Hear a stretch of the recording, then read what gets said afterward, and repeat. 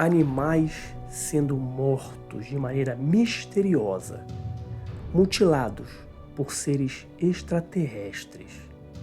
Será que estamos diante da pior face da ufologia? Vem comigo, que eu te conto tudo sobre mutilação de animais. Bom dia, boa tarde, boa noite, boa madrugada, aonde você estiver. Eu sou THIAGO. Sejam bem-vindos ao canal Desvendando Mistérios.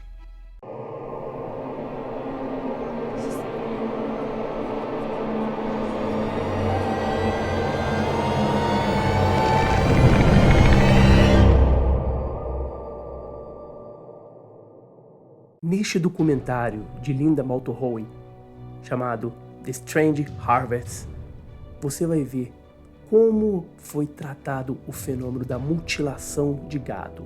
O primeiro caso aconteceu lá em 1970, quando uma égua Skippy foi encontrada dilacerada, mutilada com cortes cirúrgicos.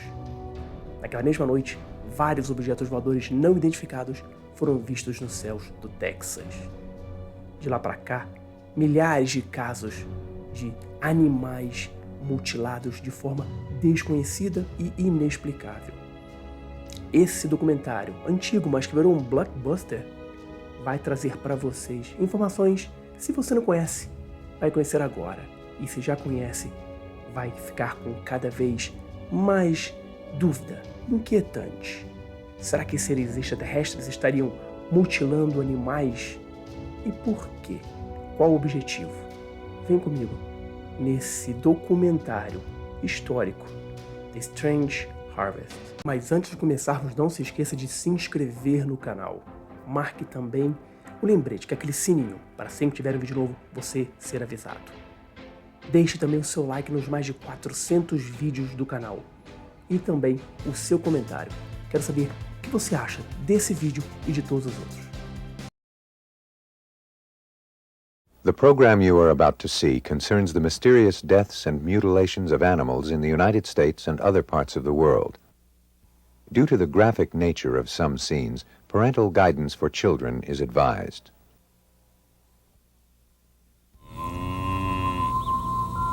The film you are about to see, called A Strange Harvest, was first broadcast in May 1980. The subject is a mystery which has haunted ranchers and law enforcement for the past decade: the mutilation of animals, especially cattle, throughout the United States and Canada. Since the first broadcast, mutilations have continued, but with little or no media coverage, perhaps because it's easier to accept the usual explanation of predator attack. However, in the past few months, since September of 1982, I have received 12 mutilation reports from sheriff's offices, all relating to bizarre cuts, not predators. One of those happened right here in this field on September 16th, 1982. Bill and Linda DeZuris grew up on this ranch land about 30 miles east of Colorado Springs.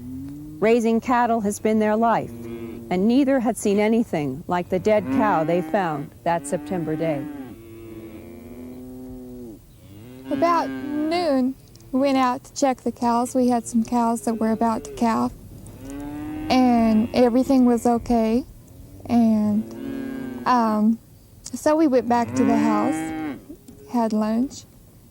About, all afternoon, we'd worked out on the truck all afternoon. It was a pretty day, and we hadn't seen or heard anything. When about 5 o'clock, I had to go to Kremlin after a load of hay. So I was in a semi, and the cow was over a little ridge, but I could see off a sweet road the cow laying there dead.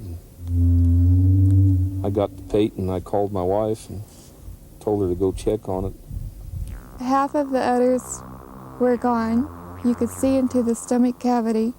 The rectum had been partially removed. The eyes were bulging out. I was horrified at the thought of what could do this in broad daylight when we had checked the cows only a few hours before. That cow was the DeZuris' third mutilation. In the fall of 1979, they found 2 of their year-old heifers lying 100 feet apart in a pasture. Both were dead, and their rectums had been cored out. Cause unknown.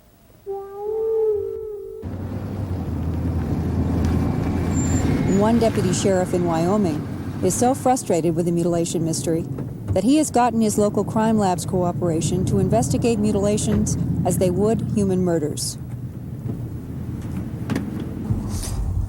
This fall, we had 10 mutilations, 8 in Sweetwater County and 2 in Daggett County. And in 1975, we had 16. From everywhere I go, they tell me that it's predators, which I do not believe. Why do you feel differently? Because I don't feel a predator can do these things. I don't feel a predator can come up and chew a half of a bag off of a cow or the end of the penis off of a bull and not touch any of the rest of the cow. I've been around predators, and they'll go inside the abdominal cavity first and eat the insides, which is easy eating. What would be your own personal feelings about who or what would be doing these mutilations and why? I wished I knew. I don't have any idea who is doing it. We have investigated several things, cults, different things like this, but we haven't come up with any answers to any of our questions as of yet. Treating it like a human murder would give you what kind of different information than you've had in the past? Well, treating it as a human murder, I feel that we can get the crime lab in Cheyenne to help us with our analysis of the animals, of what may cause the death, maybe even if it was some kind of a poison or something that they're using to kill them, or how they are using it to kill them. It will just give us more answers to a lot of the questions that we have on mutilations. 2 of the Wyoming mutilations were like the one in Colorado on the Dezuris Ranch. Half the udder removed, teats cut, and rectums cored out, all without signs of blood. The Wyoming state veterinarian said about one of those cows, quote, "It was dead before it was mutilated with a cutting instrument. The mutilation was not done by an animal."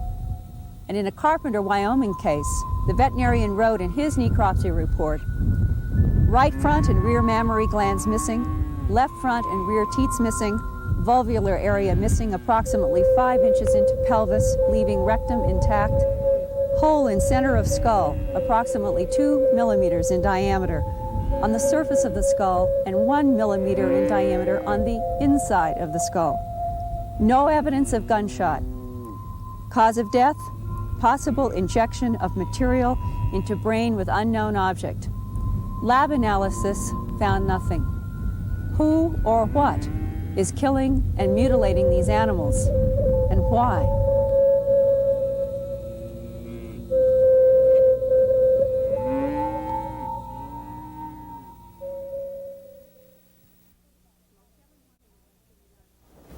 Most everyone in the western United States heard about cattle mutilations in 1975. And a couple of years later, in 1977, most people thought cattle mutilations had gone away. The number of newspaper articles declined, and ranchers, many of them, stopped reporting their dead and mutilated cows to law enforcement. But the cattle mutilations never did stop. And by the spring of 1979, United States Senator Harrison Schmitt of New Mexico was concerned enough to call for a conference in Albuquerque on April 20th to talk about cattle mutilations. And I began wondering again, what was going on? In the past few months, I've traveled through Wyoming, New Mexico, and Colorado exploring this mystery. I've talked with journalists, law enforcement people, ranchers, and scientists. They have shown me their photographs, their reports, and their files. In this program, you will hear the testimonies of many of these people who have been involved with this puzzling phenomenon over the past decade. Some of their statements might shock you, but they're all part of this amazing story that I call a strange harvest.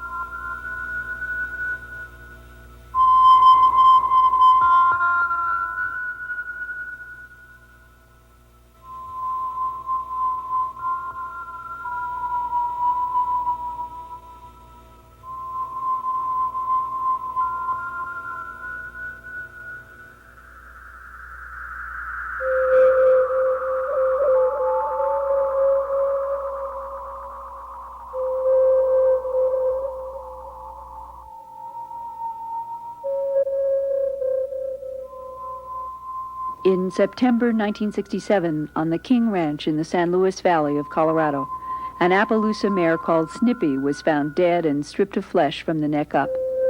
Some said this was the work of flying saucers. Who or whatever did it, no one knows. Since that time, and perhaps even earlier in this century, thousands of cattle, horses, and other animals have been cut up in strange ways throughout the United States, Canada, Puerto Rico, Panama, the Canary Islands, and possibly other South American and European countries. Some people call it cattle mutilation. Whatever it's called, it's a strange harvest.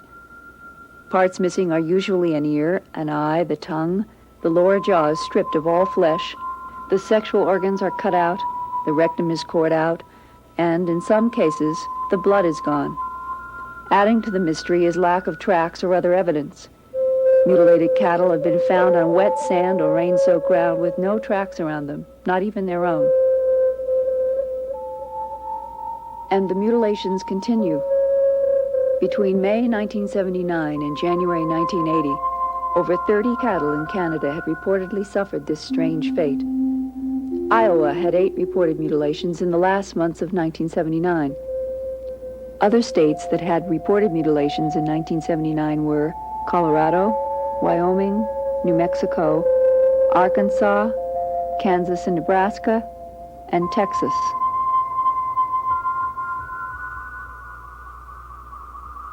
Who or what is killing and mutilating these animals?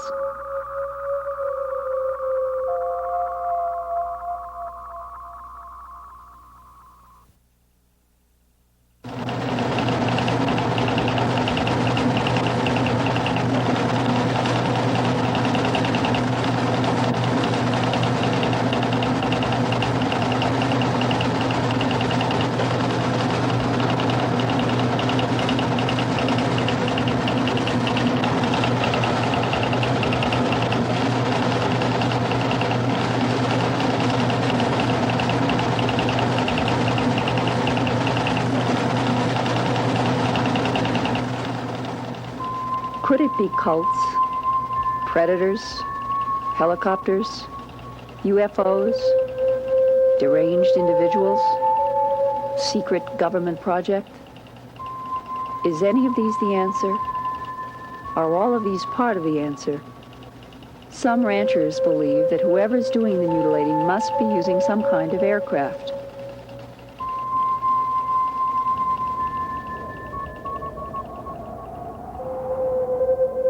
The Greenhorn Mountains in southeastern Colorado rise above the sagebrush cattle grazing lands that stretch for thousands of square miles around Walsenburg.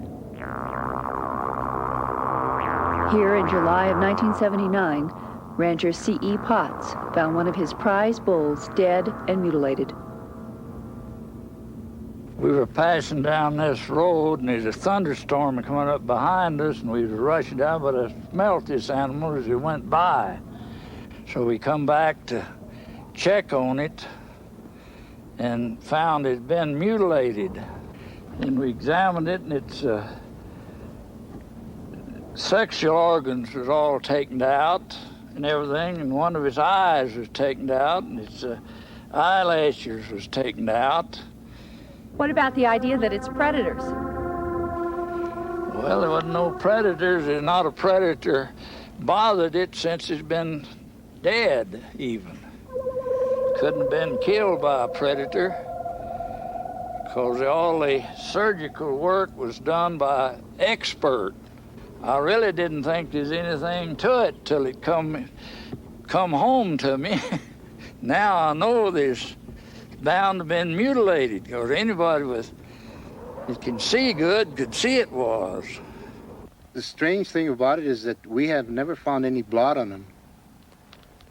Blood? No blood, no. Tracks? The only tracks that we found on the first one were some tripod tracks, and they formed some like a triangle. I didn't know what to think. It was kind of strange because we had never seen anything like that before. Still remains a mystery. In all the states it's happened, it's a mystery, as far as I'm concerned, what I read and hear about it. I got calls this summer from Canada on 2 mutilations, they called me. And the way they described this, it's just typical of our mutilations we had in 75. If it goes into Canada, and there have been reports that they've come up out of Puerto Rico and some other parts of the world, if it goes on to an international scale, do you think that would exclude satanic cults and a military operation in our country? Well, yeah, it'd be inclined to, my way of thinking. And if they're excluded, what is left?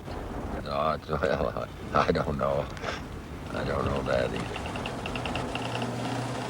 The Colorado Bureau of Investigation received 203 reports of suspected mutilations in a 9-month period between April and December of 1975.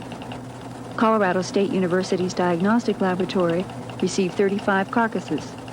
Only 19 were in good enough condition to perform lab examinations. Of those 19, 9, or about half, were considered to be cut with a sharp instrument. The rest were generally described as the activity of predators. It's true, cattle in Colorado are going to die each year from hard winters, disease, lightning strikes, predator attacks, and other natural causes. But in northeastern Colorado, another favorite spot for the mutilators, Tex Graves, former sheriff of Logan County, insists the 93 mutilated carcasses he investigated were not natural deaths. The very first one we had was southwest of Sterling. When we first looked at it, it was just unbelievable that you could take an animal and do this too without leaving some kind of track, some kind of evidence behind, such as cigarette butts, matches, handprints, footprints, but there was nothing. The animal looked almost horrible, and it was something that I didn't really want to believe then. And there was, we probably had 5 or 6 others before I really did believe something strange was going on. We had one up north where we believed the animal was paralyzed and was alive when it was being mutilated. An eye and an ear, the tongue, the rectal area was taken out, but the animal dug a hole with its head, but none of the other parts of the body moved, not even the legs.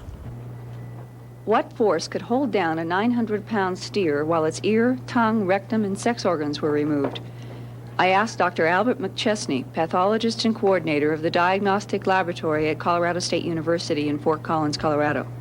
His lab did all the analysis work on the 35 carcasses sent in from the Colorado Bureau of Investigation. Well, I would, of course, surmise the animal was dead before they were removed. But how would the hole be dug where its head is? It's been moving to dig that hole. Many times when an animal dies, they go through an agonal phase just before they die, and they will paddle their legs, or they will beat their head or swing it back and forth, or they might even have some central nervous system involvement, which would make them be incoordinate, make them lie down and to struggle for some little time, and this would dig the hole where the animal's head is.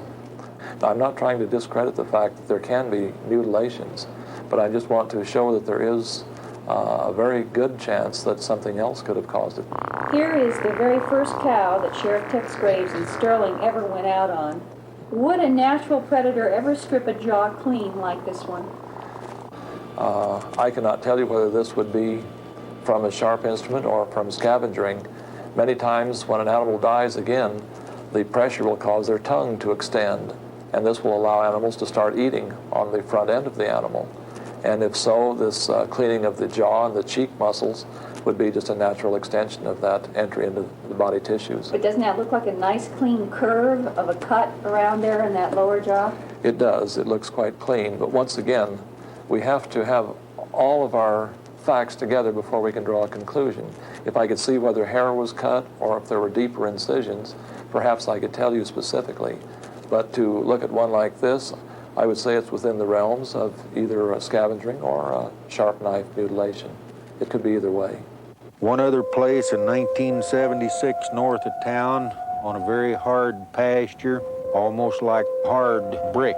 We found tripod marks 12 inches across. The tripod marks were 14 feet apart. We found one set that had gone in the ground roughly 8 inches. And it would take a good post hole digger or our shovel to dig in like this. It indicated something very heavy had set down in this area, yet there was no tracks leading from it nor to it. Almost nightly when this was going on, we could pick out a very brilliant, huge, brilliant light in the sky. We had a newsman take pictures of it with a very high-powered lens, but all we got out of this was the movement of it and the light showing very brilliant. Several times we observed smaller lights come out of this aircraft and then come down toward Earth. This huge, brilliant light would hang in the air, and then when it would move, it could move up and down, backwards, forwards, travel very rapidly. And after a while, these smaller lights would join up with the larger one, and then they'd disappear.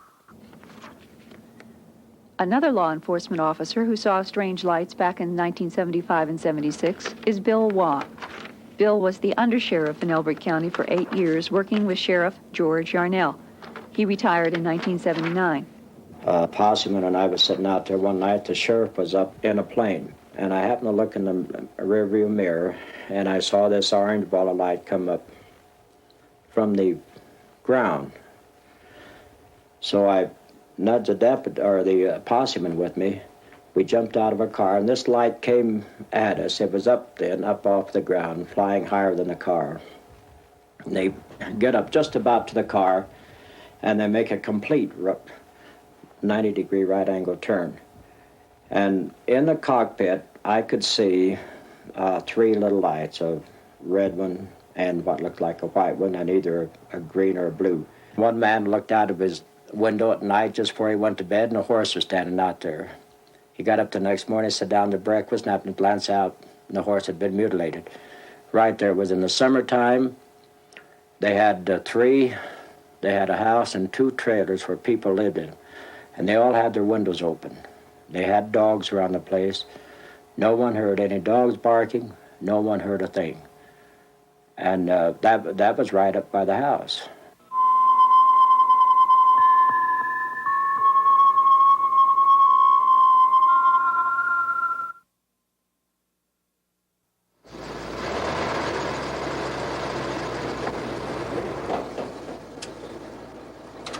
A Colorado man named Drexel Lawson has a livestock removal service. He's been working the 9-county area around Denver and Colorado Springs since 1977, picking up dead livestock. Over a 2-year period, he hauled off about 4,000 dead animals, including several mutilated cattle.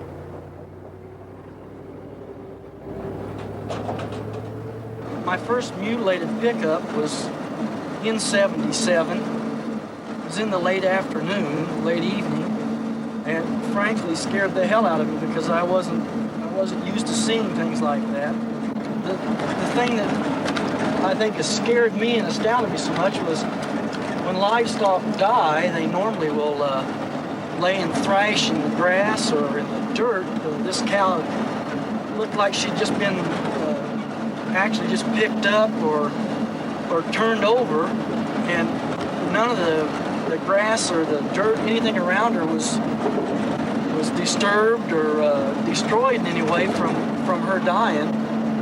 She hadn't had any blood. The blood was completely drained from her. I would say that it would be virtually impossible to withdraw not even all of the blood, but just a significant amount of the blood from an animal without leaving some telltale mark that blood vessels had been cut or that the animal had been killed in this manner. Probably a closer examination would have shown that in the dead animal's body, the blood had gravitated to the deeper organs or to the downside. Do you know of anything on the earth today, in medicine or military, that could drain the blood from an animal? I have no knowledge of it if it's there, no. All the mutilated cattle that I've gotten where the rectum tissue's been taken or the muscle tissue's been taken, it's been a very, very precise surgical type incision, and it's been clean, not hacked like an animal The animal has to grab and bite. It has to tear in order to remove that tissue. And this has all been smooth. What's your own personal theory or feeling about who or what is doing the mutilations? Well, I feel strongly about UFOs. The incisions a lot of times looks like some type of burn or laser. The eyes on a particular cattle that I picked up has had a marbly clear look, which looks like it's a flash burn or some type of a laser burn. The term laser burn came up in several conversations with ranchers and law enforcement people. So we decided to see how laser surgery is done. This instrument is called a CO2 laser. It will be used to remove scar tissue from a woman's vocal cords. This mobile laser unit stands about 8 feet high and weighs about 400 pounds. In the hospital, it is powered by AC current from a wall plug. Experienced medical technicians need 20 minutes to get the laser unit ready for surgery. Clearly, it's not a convenient tool to drag around remote ranch lands. But because of the alleged burns found on some mutilated animals, a few people have jumped to the conclusion that maybe lasers are involved. It is true that lasers seal off blood vessels as they penetrate tissue, so there is little or no bleeding. The depth of penetration is controlled by the power of the beam and length of time it is on. When the laser beam hits tissue, heat is generated, which turns cell water to steam and vaporizes away. Could a laser do the strange cuts found on mutilated cattle? We asked Dr. Arlen Myers, an experienced laser surgeon at Rose Medical Center in Denver. I've been examining 2 photographs of alleged cattle mutilations in Logan County, and they showed 2 quite distinct pictures. One is a large hole that has surrounding burns and charred material. The other is a very nice clean cut and has relatively normal underlying tissue. The first picture, I think, conceivably could have been caused by a burning or lasing type instrument, although I think it would be very difficult, given the state of the art today, at least to my knowledge, to bring a device to a field and inflict this sort of damage on a piece of livestock. In more reality, it would be easier to bring the animal here. We asked Dr. Myers to use the laser and try to make a perfect 1/8 inch deep circle in a chicken. You can see the red aiming dot, and we're going to begin to remove some of this tissue. And you can see as it's removing this tissue that the burn is fairly flush. Notice the dark scab that forms around it, and we can continue to remove this tissue in deeper and deeper levels. The laser evaporates water, and that's why we're seeing all the smoke. This piece of flesh that we're using has no blood in it, but even if it did, it would have the same bloodless sort of charred appearance after the tissue was removed. In trying to duplicate what I saw in the pictures, if I were to try to deepen this hole, there are some limitations with the instrument that I'm using. The maximum point of focus of the beam is at a certain length, and in order to make this hole deeper, I would need to move the instrumentation deeper toward the flesh and just continue to burrow the hole. Okay, we're going to go to the scalpel and try to demonstrate what sort of let's leave this here for some contrast, and we'll take this second piece of flesh, and I'm just going to make a similar size circle and try to duplicate this wound over here simply with a knife. When I remove this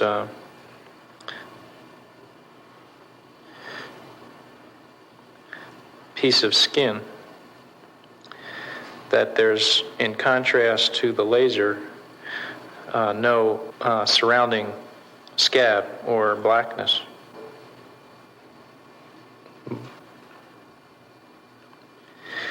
And this is just a clean wound The edge is nice and smooth, and the underlying tissue is unaffected, of course, by the knife. Compared to the laser burn, the surface of the removed tissue was darkened and somewhat burned. Here is the scalpel cut again. Not perfectly round, a few angled edges. And here's a perfect oval, cut on a steer we filmed in San Luis, Colorado on October 6, 1979. There was also a perfect circular cut around the eye. The tongue was gone and the lower jaw had been completely stripped of flesh. 2 deputies from the Castilla County Sheriff's Office took us to the mutilation site 5 days after they had first examined the fresh carcass. Well, Arnold, look, it's changed a little bit. Hey, but look at this now. This is still very, very evident here. Look at this. Of course, you know, our photos will show a complete circular, clean cut, but you can still see it here. Now, look. Now, this looks kind of dry, Arnold. Yeah. But if you'll recall, when we first spotted this, that was just like if you'd taken a pair of scissors and cut out a round piece of paper, you know, like a kid might do in school. Yeah. That's how good it was. And if you'll notice something else, say that an animal had taken that piece of skin out. How can you explain the fact that if he's out to eat and out for flesh, that he wouldn't bore right through that soft portion of the stomach and get into the entrails, which is typical of the way that animals attacked dead, carcasses? That just doesn't make sense to me. That mutilation in San Luis, Colorado happened around September 29, 1979. 2 weeks later, there was another one in Chama, New Mexico. And by December, there had been more scattered mutilation reports in Kansas, Nebraska, Wyoming, and Iowa.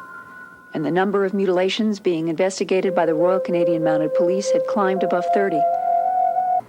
Lou Gerardo is the chief investigator for the District Attorney's Office in Trinidad, Colorado.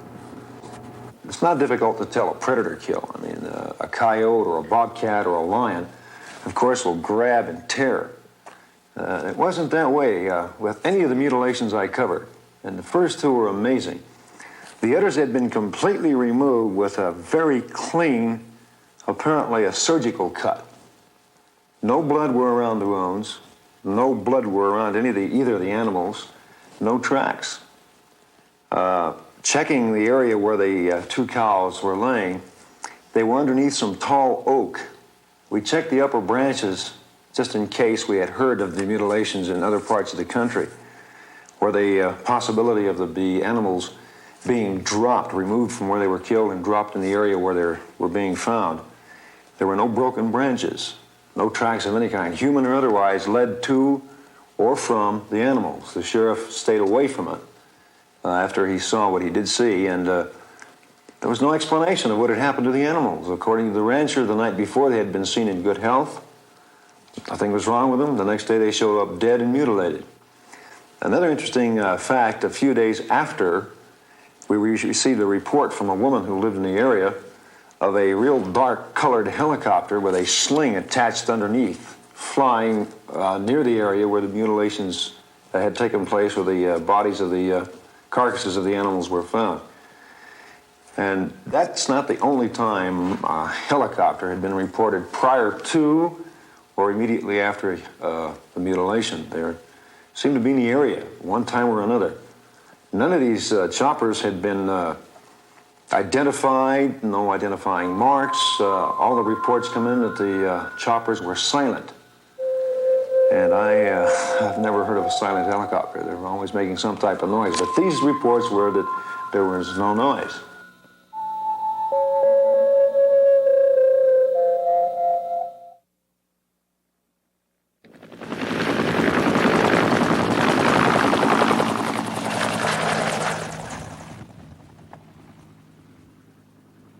Descriptions of dark and silent helicopters, as well as unidentified bright lights, came up in almost every conversation about the cattle mutilation mystery. Some people suggested that the Cobra helicopter developed for air attacks in Vietnam was a quiet helicopter.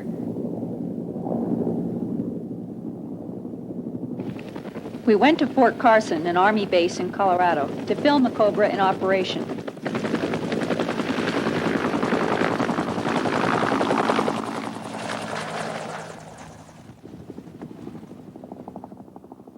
We asked the pilot to go out 1 mile, circle, and fly back over us at 500 feet.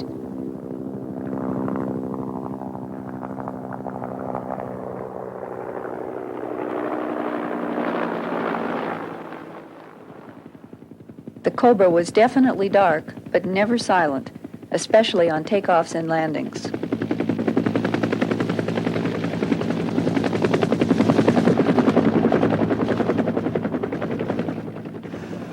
When we first started hearing reports about the cattle mutilations here at Fort Carson, Colorado, we often wondered ourselves what type of helicopter had the capability of lifting such an animal from one site to another.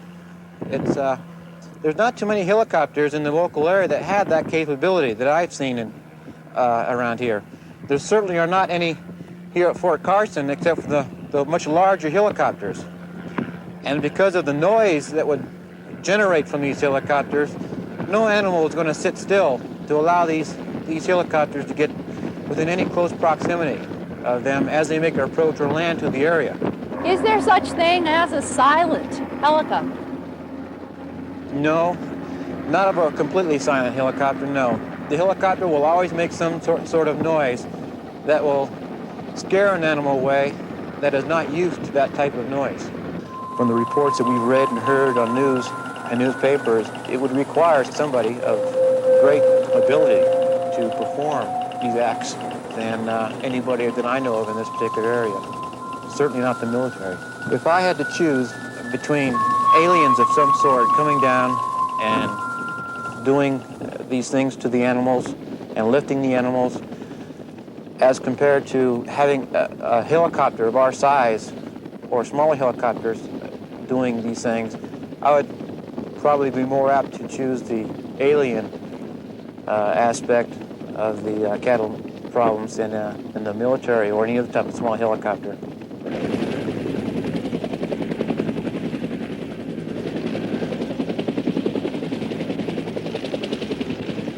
Now, just here this late summer, rather early spring, one of the investigators I've been working with for 5 years dropped in the office, and we discussed what was new. And he said, well, the thing is now, I'll tell you. He says, and I'm inclined to agree with him, that who is doing this now is very possibly creatures not of this planet. Now, that, you know, that shakes you up a little bit. Creatures not of this planet. You know, you're thinking of Buck Rogers and things like this. But that's the way it is seriously right now. That it's very, very possible that these mutilations are being done by creatures from outer space. There's a state patrol officer in Dulce, New Mexico, who has not only seen UFOs, but received a substance that dropped from a strange craft that hovered over Taos, New Mexico. Gabe Valdez has been investigating cattle mutilation since 1976. Either it's got to be a highly sophisticated agency that has total secrecy and the money and technology, or something else involved. But as far as an occult group being involved in it, I think it would have been broken a long time ago. So what's left? Either government or extraterrestrial. You first have to operate under the premise that you believe that some government agency would be responsible for that. To me, it's ludicrous. It's almost ridiculous to conceive that that would be a possibility. You're dealing with, if you're talking about the CIA or you're talking about some government spy agency, it just doesn't make sense to me that they would be involved in at random mutilating cattle on individual ranches or farms. If they were involved in something like that, they would have the resources to do it under controlled conditions. So I've never even entertained that thought, even though it's one of the theories that has been thrust into this investigation.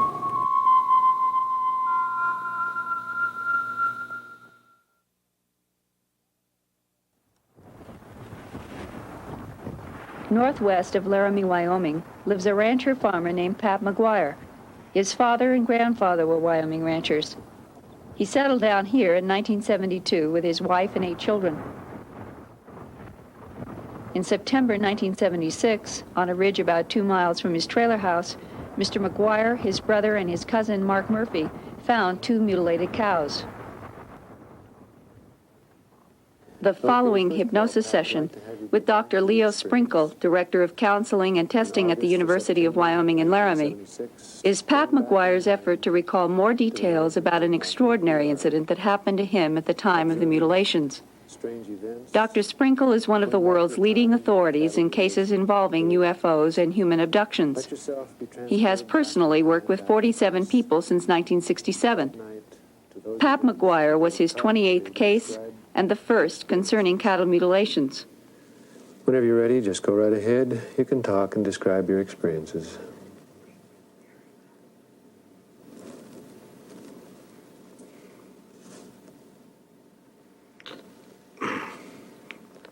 It's Sunday.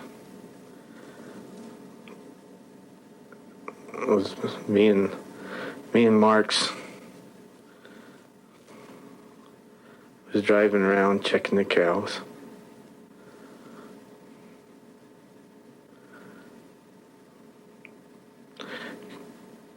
Come upon a cow that was dead. They cut the nose off, tongue was out, and the sex organs were gone. Well, I said, one brother said it must have been from a sex cult from the university out here messing around. I says, probably was. I says, we'll catch him yet. Okay, Pat, you're doing fine. I'd like to have you now turn your attention to the evening that you and Mark were looking at that craft. You were looking through the scope. I says, Mark, I said, let's get the hell out of here. I said, that star's coming. I says, either that or my eyes are bad. He says, it's coming. It changed from a pure white to an orange. I said, Mark, son of a, it picking up a cow. I says, you hear that cow? Hell, she's bawling. And it seems to be hovering there over the ridge. Right, hovering, picking up the cow. And can you see the cow?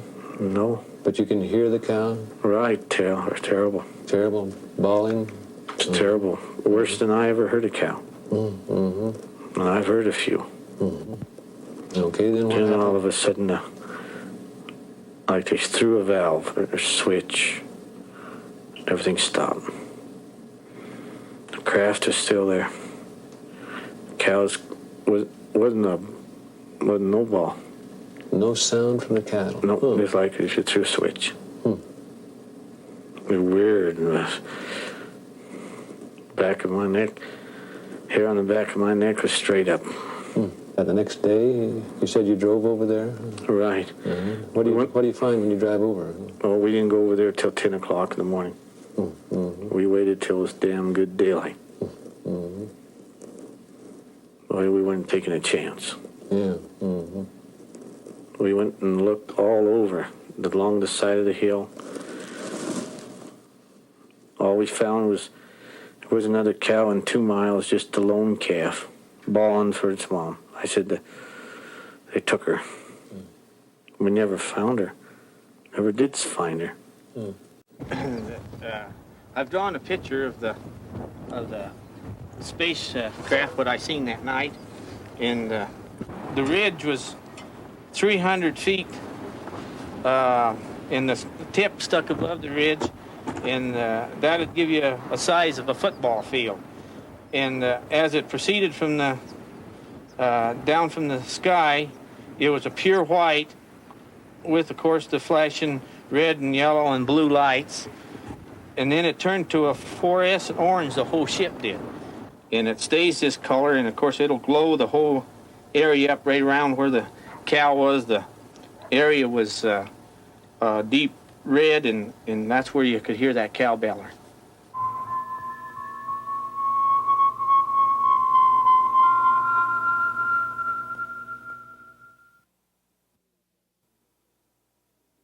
Relaxation. You can feel yourself even going deeper and What you are about to hear is perhaps the first and only known eyewitness account of a mutilation.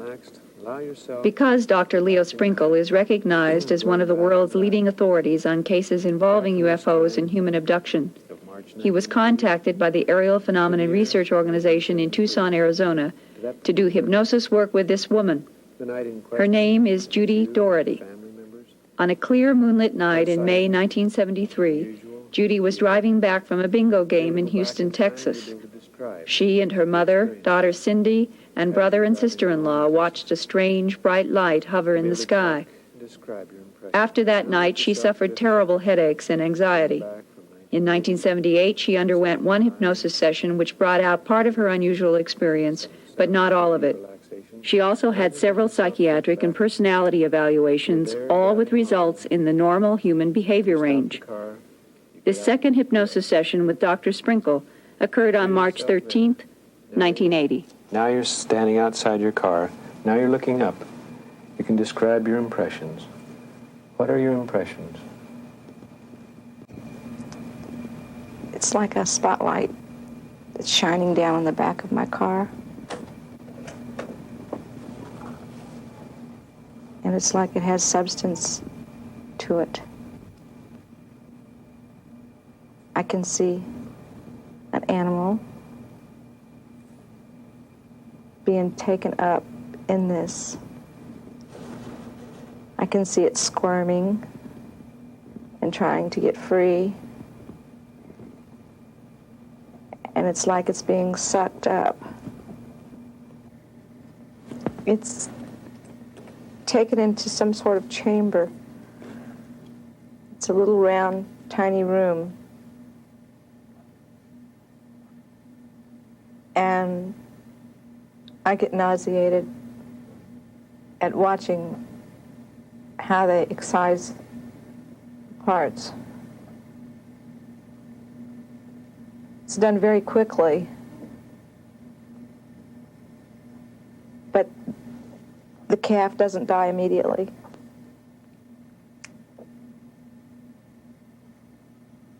For some reason, the calf's heart isn't taken, and I don't know. It seems like it's still living, and that upset me very much. And then I can see the calf being lowered. It's like it's being dropped back down. And when it's on the ground, it's dead. I can see that it's not moving. But I feel very sick to my stomach at what I witnessed. You see the animal being cut up? Yes. Mm-hmm. How's it being cut up?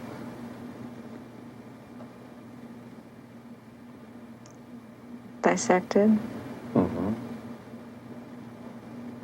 With knives? Instruments of some kind. Mm-hmm. Can you describe the instruments? They're like a knife, but they have different kind of handles. More like a razor that's doesn't have movable parts, but like a straight razor type. There's tissue. It's laid out flat and smooth. It glistens. And the needles, there's needles in it, or what appears to be like needles. It may be probes, I don't know. But it has a tube connected to it. And the same thing with what appears to be testicles. Can't tell. There's a probe or a needle or something inserted. And the tube leaving.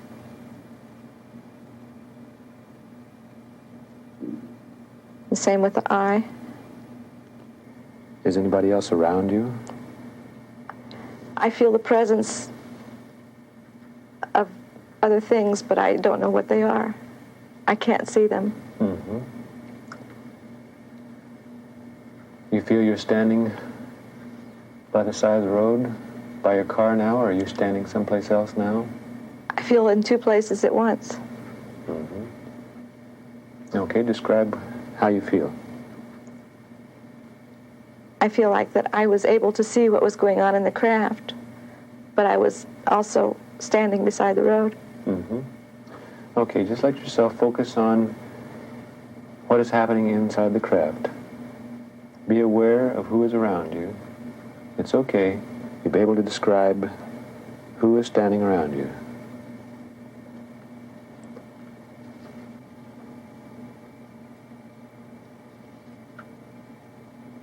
It appears to be two little men. Two little men? Mm-hmm. How do they look?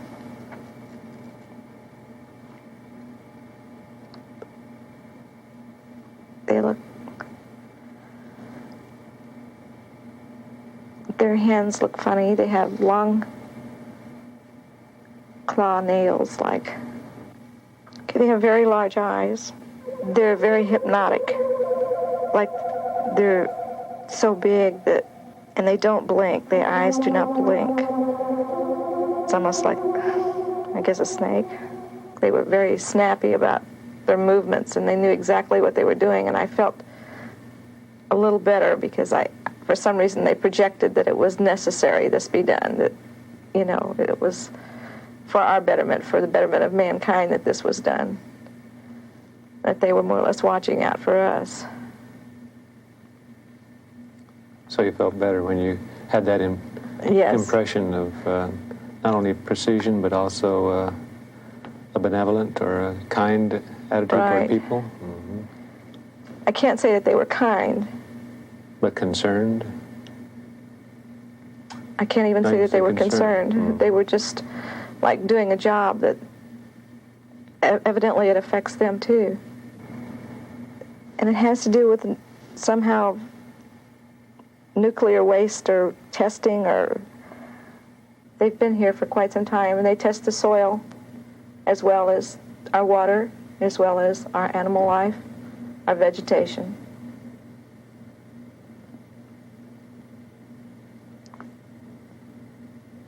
When I question why they aren't saying more,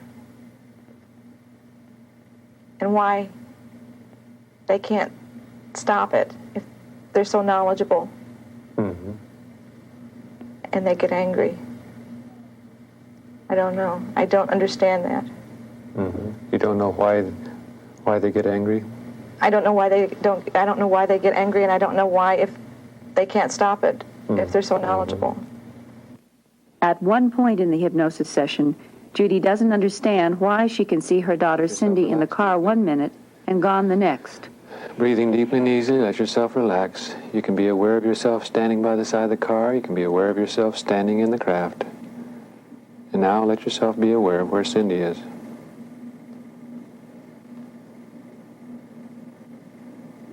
I know I have a feeling of fear. Okay, let yourself go on through the experience. Let yourself go on through the fear. What impressions come to mind? I just visualize her on a table. Mm-hmm. Okay, what happens next? I am afraid that it's going to happen to her, what they did to the animal. Yeah. Just let yourself relax. Mm-hmm. Forget it. No, I don't want to. You can tolerate it. You know it's... No, I can't. You know it's all right. Just let yourself go on through. Just relax deeply. You know that everything's going to be okay. You see Cindy on the table. What happens next? I'm just afraid that they're going to hurt her. Yeah, you're afraid, but you let yourself go ahead and let yourself go on through the experience. You can be aware.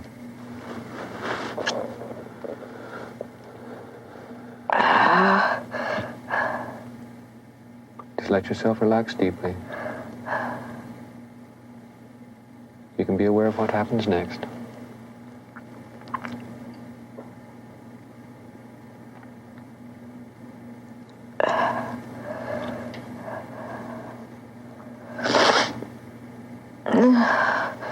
They put her to sleep, I guess. Mm-hmm. Okay. You put her to sleep. Okay, what's happening now? They're just examining her, I guess. Mm-hmm. But I'm so afraid that they're going to cut her or something. Okay. Do you say anything? They don't listen. They just ignore me and just go about their work like it's nothing. Mm-hmm. They don't seem to have any emotions. They don't seem to care. I thought they were going to harm her. I thought they were going to do to her what they did to the animals, you know. But they don't harm her? No. No? Okay, well, what does happen? They just take some samples from her. What kind of samples? I don't know, just scrapings, like they go inside her mouth. I can see her laying there, and they just kind of scrape little pieces off. Yeah. Any other samples? That's all I can remember. The preceding scenes were taken from a 4-hour hypnosis session. Dr. Sprinkle stated afterward that Judy Doherty is, in his professional opinion, a sincere, honest, and credible person. What happened before our camera was her first complete and vivid recall of her 1973 experience in Texas. They just went about their work, yeah. They didn't have any emotion or feeling. They couldn't seem to understand why I would even be upset. Just like it was routine business for them. Like a laboratory animal or something. If extraterrestrials are the ones mutilating animals, what do you think the implications are then for this planet? Throughout the mutilations, all of us involved have been concerned with the possibility of the mutilations going from animals to human beings, understandably. Thank God to this point it hasn't happened. Whatever they're doing with the portions of these animals they are taking, I haven't the slightest idea. There's a reason for it. It's not haphazard. There's a pattern to it. I don't know. I think it's a wait-and-see game. What else can we do? If we do have beings from outer space doing this, with the capabilities to do things like this, what can we as a human race do? If they have the knowledge and the technology that it looks like they have, we're powerless. So maybe it's a wait-and-see game. I can't see anything else to do. If a secret probe was being conducted either by our own intelligence agencies or by UFO entities, then they shouldn't be leaving a mass of carcasses all over the states, because this only invites investigation and speculation and wondering. I would suspect that the carcasses are being left by design to stimulate our particular culture to wonder as to what is happening, who is doing this. If we are dealing with surreptitious, covert, highly cautious culture contact between highly developed extraterrestrials and our Earth planetary civilization, then one of the primary considerations that we must deal with is the problem of culture shock. In any possible contact between civilizations such as I've described, I think that the superior civilization would be very careful to slowly condition the subject culture to its presence so as not to induce what we label as culture shock, which is a very profound psychological, sociological, philosophical disturbance among a people when exposed to a culture which shocks their traditional values, their institutionalized concepts, etc., etc. This is speculation, of course, but an overview of the UFO phenomena leads most of us who've been in the field for a long period of time to view it as cautious reconnaissance conditioning of the planet Earth. E então, o que você achou desse documentário? Antigo, mas atual. Até hoje não temos respostas. Várias suposições, várias teorias. Será mesmo que esses extraterrestres estariam mutilando animais? Para qual fim? Deixe a sua opinião aqui nos comentários do vídeo. Um abraço e até a próxima.